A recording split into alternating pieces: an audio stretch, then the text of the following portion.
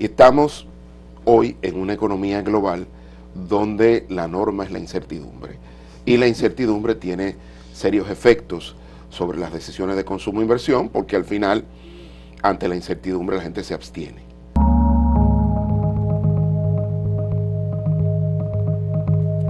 Fabricio Gómez Mazara es el director general de Promipyme, que es el programa de apoyo, incentivo para las pequeñas y medianas empresas en República Dominicana. El país ha tenido y sigue teniendo, hay un reporte reciente del Banco Central del país de que la informalidad en la economía se mantiene por encima del 50%, 54, 55% aproximadamente es el dato ofrecido por el Banco Central. Obviamente que ese es un tema de gran interés y de perspectiva que por la estructura, digamos, de la economía dominicana, eso parece que se va a mantener durante mucho tiempo. Pero me interesa conocer, Fabricio, tu punto de vista como economista, que eres como analista incluso de las finanzas públicas, la versión que tú tienes sobre el cuadro que se ha ido pintando recientemente de que República Dominicana está en una situación económica calamitosa, desastrosa, que hay una mala gestión de la economía por parte del gobierno. El presidente ha reiterado que el crecimiento de la economía sigue siendo positivo, es de un 2.5 a 3%, manejándolo de manera conservadora porque hay otras previsiones, pero estamos creciendo muy por encima de muchos de los países de la región del Caribe y Centroamérica y América Latina. Entonces me gustaría conocer tu criterio sobre cuál es el estado de la economía dominicana y si nosotros debemos hacer caso a quienes plantean que es desastrosa la situación. Mira, lo primero que hay que entender que la economía dominicana ha sufrido 4 choques de origen externo en los últimos 5 años. No solo la pandemia, que fue con que llegó el primer periodo del presidente Abinader, sino cuando ya la economía iba rebotando en el 2021, en el 2022 llega la invasión rusa a Ucrania y el vendaval inflacionario de origen externo. Luego el magnicidio del presidente Moïse y todo lo que significa con la presión migratoria y todo lo que ha hecho el gobierno dominicano en los foros internacionales.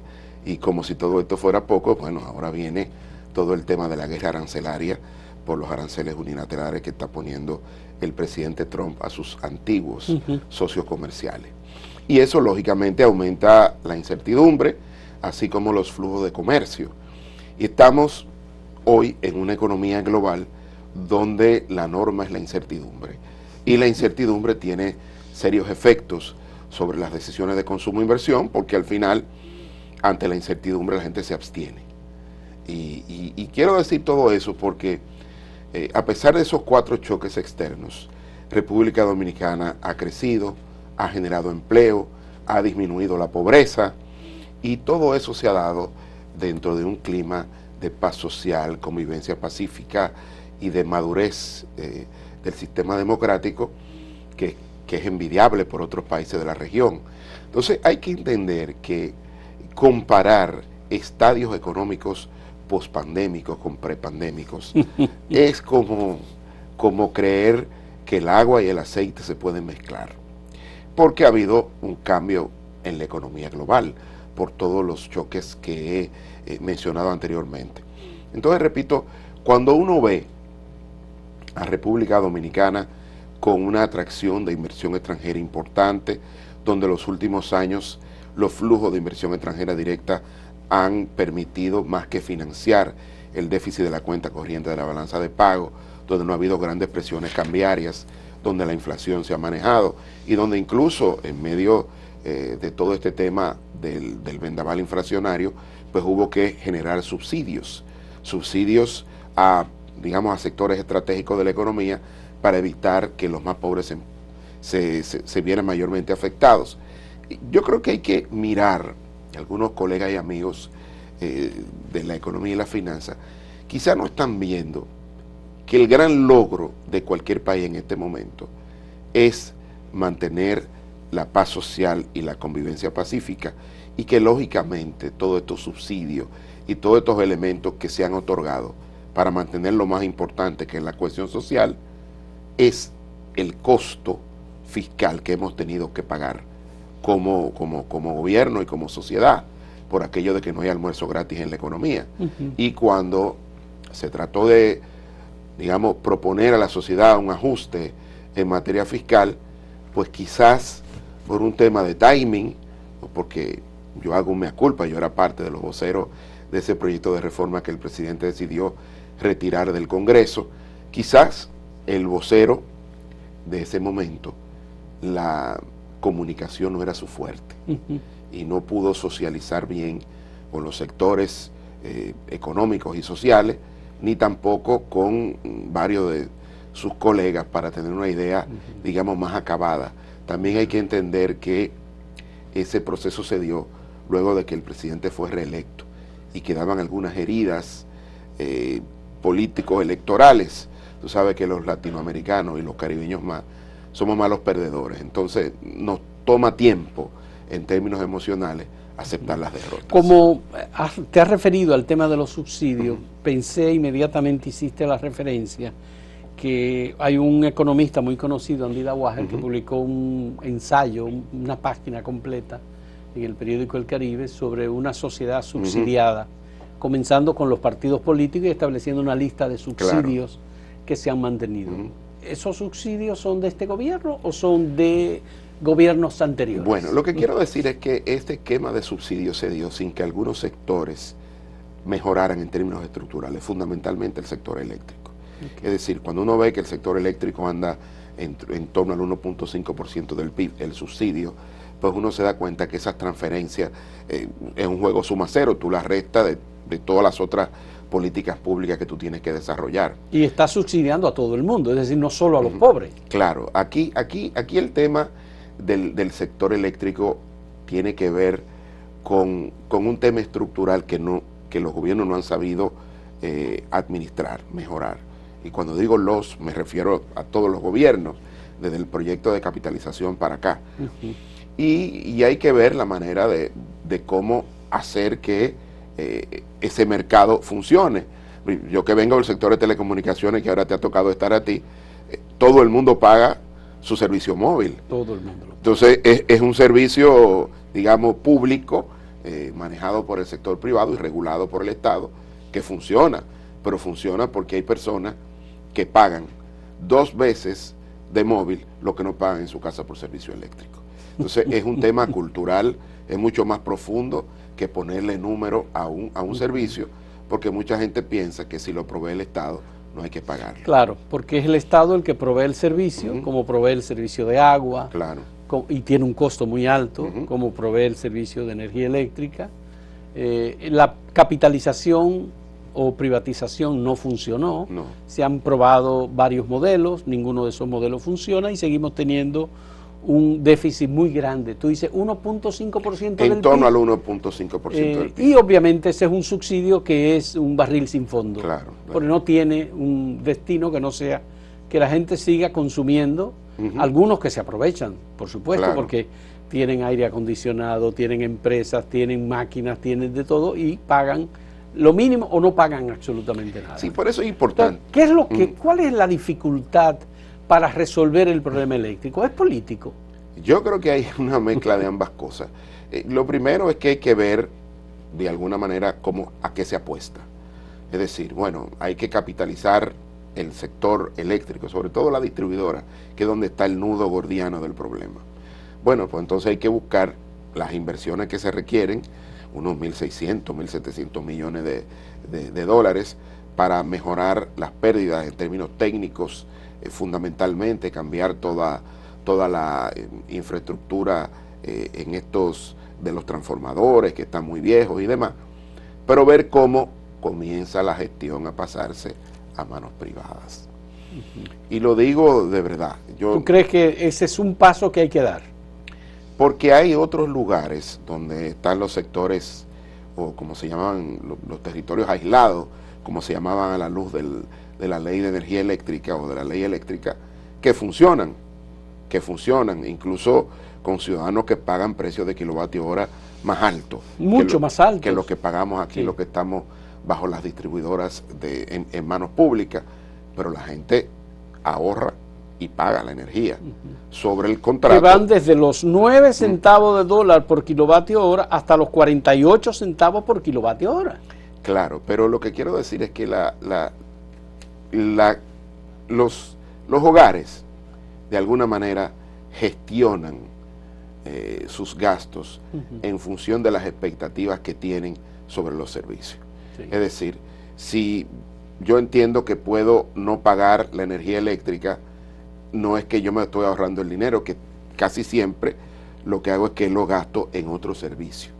Pero si el Estado está dispuesto a pagar el subsidio, no tengo la obligación de pagarlo, y entonces no te la cortan. Sí, pero aquí el tema es... Aquí sí se la cortan a la clase media. Claro que sí. Eso lo sabemos. Eso lo sabemos. Entonces es un castigo político. Yo creo que también, repito, ¿qué diferencia un hogar de Verón de un hogar de Los Minas? Yo creo que pocas cosas. Pocas cosas, cierto. Pero hay una cultura de pago en Verón que no se está en Los Minas. Pero fíjate cómo es un mismo ciudadano. Es un ciudadano que a lo mejor va al sector turismo a buscar trabajo y llega a una comunidad que ya tiene una cultura de pago, pero que entiende que tiene 24 horas de energía eléctrica. Y dice, miren, vamos a planchar un día a la semana en la tarde, no vamos a planchar todos los días, la lavadora se usa. Comienza a tener un uso más racional del servicio eléctrico. Pero ¿qué es lo que pasa? Que, por ejemplo, saliendo del sector eléctrico, en la economía dominicana uno está viendo que los críticos del gobierno dicen el gobierno es ineficiente, el gobierno tiene el motor apagado o el motor fundido, el gobierno no está invirtiendo, no hay dinero para hacer inversión. Cuando he analizado y he visto la cantidad de obras que se están haciendo en esta administración, sobrepasa las 2.200 obras que se están ejecutando. Y hay críticas que me parecen exageradas en el sentido de que el gobierno no hace nada. Mira, entonces, hay un problema de comunicación, desde tu criterio, hay un problema de falta de visión por parte de los que ejecutan las obras, que no dicen lo que están haciendo.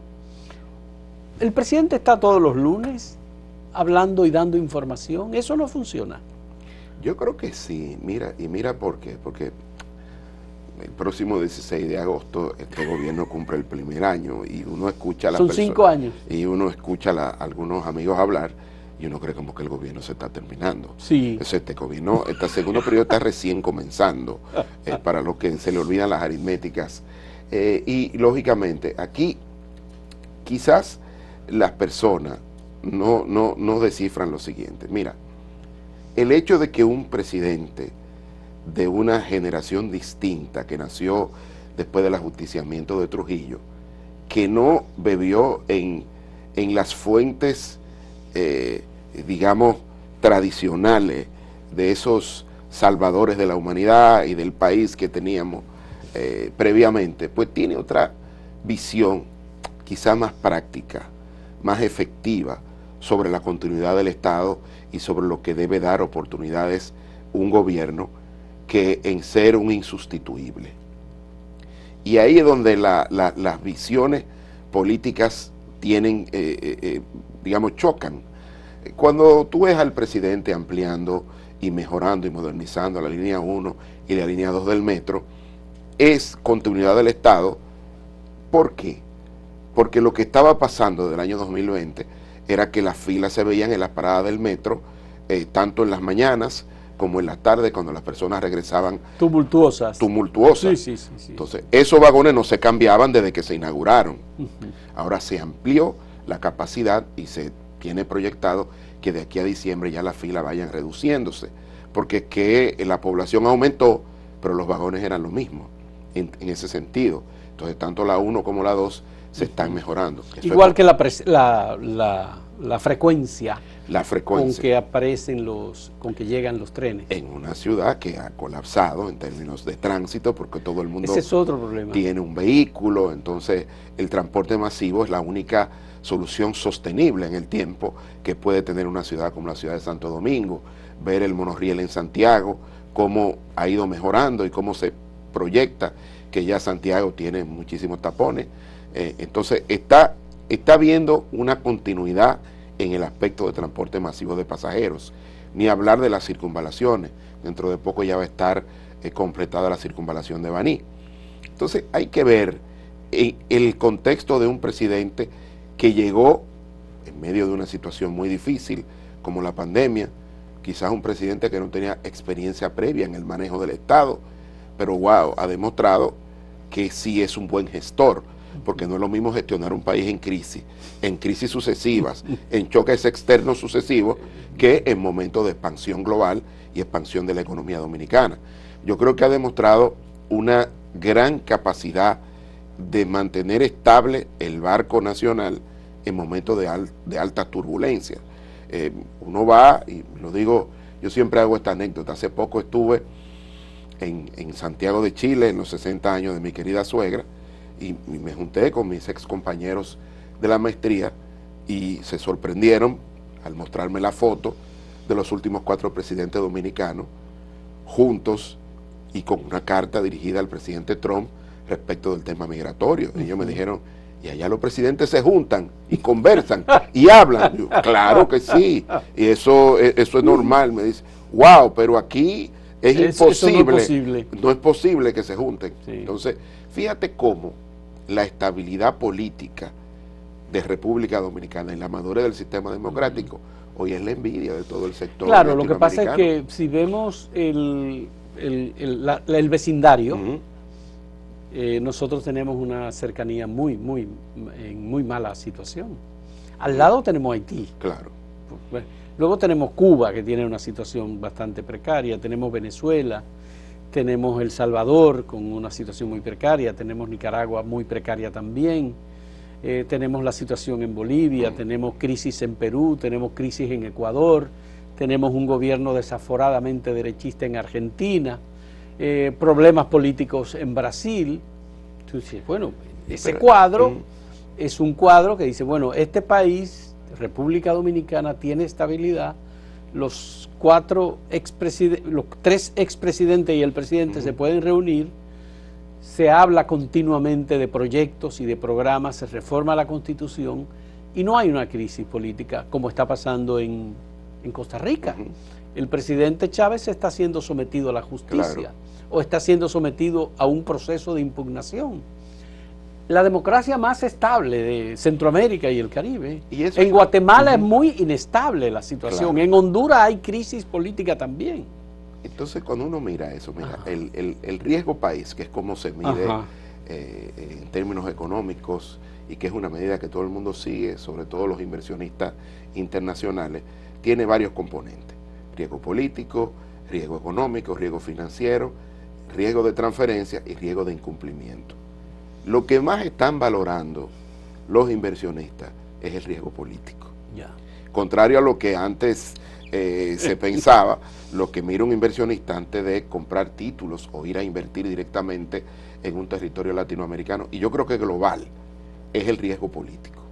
Entonces, cuando uno ve la inversión extranjera directa, cómo fluye a nuestro país, que sirve para financiar el déficit de la cuenta corriente de la balanza de pago. Eso quiere decir que hay reservas internacionales en dólares que permiten mantener una estabilidad cambiaria como la que hemos tenido durante los últimos años. Y además, algo importante, y que hubo hace 2 años un paper que publicó el Fondo Monetario Internacional que decía que la República Dominicana era el país que con mayor celeridad en los últimos 50 años había reducido la brecha del ingreso per cápita respecto de los Estados Unidos. Entonces, eso te habla de una estabilidad económica y de una temporalidad, donde si además hay estabilidad política, va a pasar lo siguiente.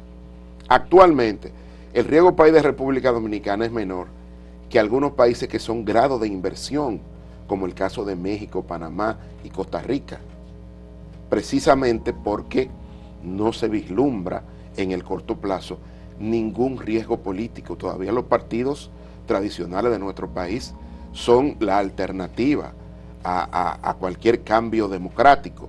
Todavía no ha aparecido, y ojalá que no aparezca el vengador social, el outsider, que pueda poner boca abajo nuestro sistema democrático. Claro, y no tenemos candidaturas extremistas en República Dominicana, como la que hubo, por ejemplo, en Argentina y que finalmente se dio, o la que hay con José Antonio Capps en Chile, por ejemplo, frente a una candidata Jara del Partido Comunista y de la coalición, que es la Concertación Democrática.